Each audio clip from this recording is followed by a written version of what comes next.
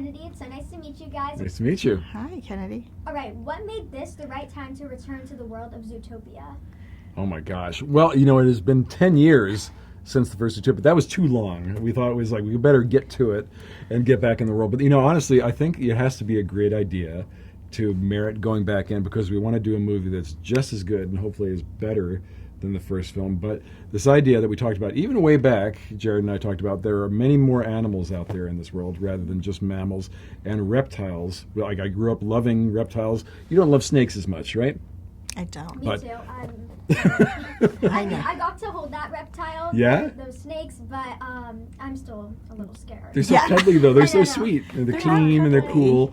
But, to step into the world of reptiles with Gary the snake as being our stepping stone in there, it was the right time. And it's like, we love the movies about differences, both between Nick and Judy. But also, Gary has experienced that with his life as well. But that's why the story kind of came together in such a great way. And we knew it was time to kind of team back up and get back in there. Mm-hmm. I mean, you said it wanted to be better than the first one. Mm-hmm. You did that. Oh! Definitely is, High five. because we love- Yeah. What was your biggest creative goal for Zootopia 2? I think, coming back in and working on a sequel, we really, it all stems from our directors who want to continue to tell the story. And really, we just wanted to continue to expand this world of Zootopia.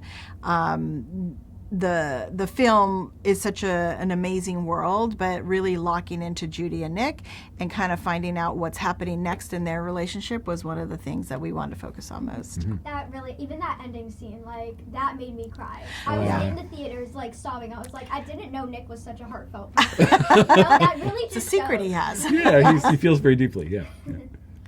How do you keep the world feeling fresh while staying true to what fans love? Oh, that's a great question. That's honestly, as we kind of put these movies together, we do lots and lots of storyboards, just like very scribbly drawings, and we make the film over and over and over again. And as we watch it, we learn more about it. And the film kept telling us it needs to be about Nick and Judy. All these movies, however many happen, really need to be centered around Nick and Judy and their relationship. The wonderful thing that happened is because the movie is about differences, then we were able to bring in other characters like Gary and Nibbles, both new favorites that can teach us new things about the subject that the movie is talking about. And it's a lot of fun too. It's this great sandbox to play around with people that we love and get back in there and create new puns, new animal worlds, new T-shirts that these animals are wearing, hidden Mickeys, all sorts of crazy stuff. Oh yeah, the hidden Mickeys are the best part, of course. Yeah. How has animation technology changed since the first Zootopia, and how did that influence this sequel? That's a good question. I think it's been almost 10 years since the original film came out, and here at Disney Animation, we're always trying to advance technology, and we have this great relationship between our artists and the creative of what we need, and our technology team who build the tools that we need to get this done. I think one of the big things that we wrote for this is a software called Scoot. Scoot, S-C-U-T-E. I'm gonna let you talk about yes, it. S-C-U-T-E, Scoot.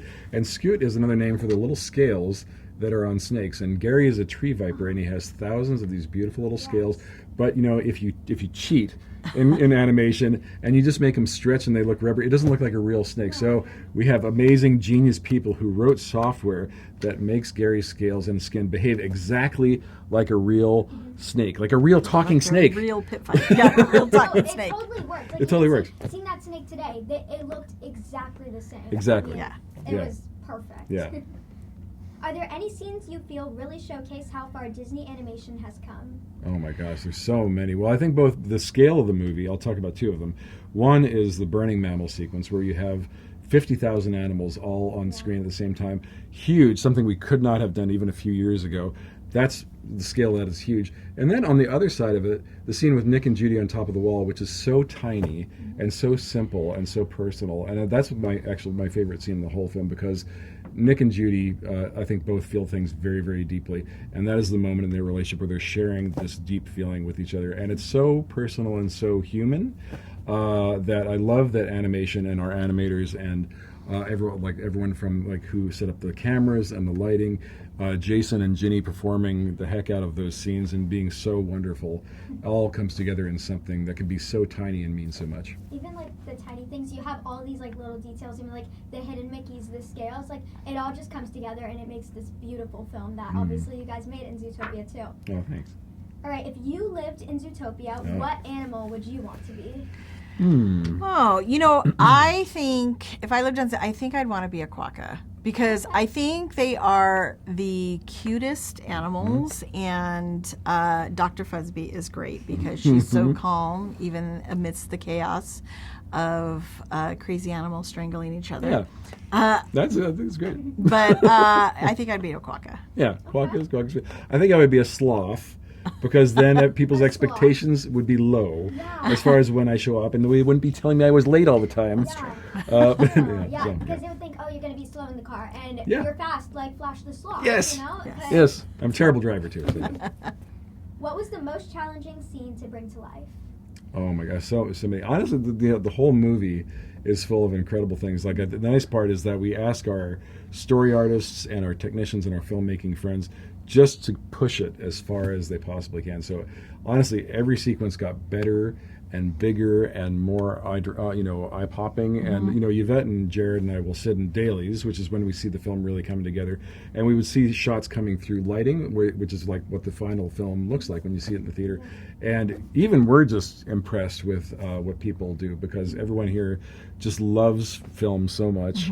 They love these characters so much, and they really want to over-deliver for the audience. And so we work with people who we have a huge amount of respect for, and it's like multi-generational. Like we have very young people who are brand new to the studio doing this for the first film, and folks like me who have been around for 1,000 years. We had actually a father-daughter work on it. Oh, really? Oh, I didn't know that. That's awesome. Shannon Henley and that's true. Yeah. You're right. Oh, it's amazing. So so it's great. So come on here and work on these films with us. Yeah. All right, thank you so much for talking with me. This was amazing. And I just want to say one thing. If you ever have a voice acting audition or anything, just a small part, one word, just call me. Yes, I think so. You got to wear that headband, though. All right. I'll bring the headband. Yes. Got it. Awesome. I know it's me. Great. All right, thank you so much for talking with me. Thank Bye. you. Have a great rest of your day. You too. Nice Thank to meet you so you. much. Take care. It was good seeing you again. Great job. Hey, that's awesome.